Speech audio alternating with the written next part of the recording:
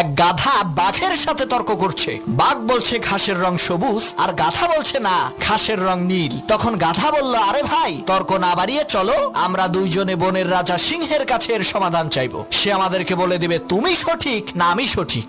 বাঘ বলল, চলো যাই। তারা দুইজনে বনের রাজা সিংহের সামনে এসে দাঁড়ালো। বাঘ কিছু বলার আগেই গাধা চেঁচিয়ে চেঁচিয়ে বলে উঠলো, মহারাজ, আপনি একটু বলেন তো ঘাসের রং সবুজ না নীল? আমি বলছি ঘাসের রং নীল, আর বাঘ বলে ঘাসের রং সবুজ। আপনি একটু ফয়সালা করে দেন তো। সিংহ বলে, এই ফয়সালা পরে করব, আগে বাঘের ফয়সালা করি। সিংহ বাঘকে উদ্দেশ্য করে বলল, বেটা বেকুব, তুই এই বন থেকে বের হয়ে যা, আগামী 1 মাসের মধ্যে এই বনে প্রবেশ করবি না। বাঘ বলল, মহারাজ, আমার কোন অপরাধের কারণে আপনি আমাকে এত বড় শাস্তি দিচ্ছেন? তখন সিংহ বলল, বেটা, তুই হইলি শক্তিশালী আর বুদ্ধিমান প্রাণী, তোর গর্জন শুনলেই তো গাধার লুস মোশন শুরু হয়ে যাবে। তুই কেন এই অশিক্ষিত মূর্খ গাধার সাথে তর্ক করে সময় নষ্ট করতে গেলি?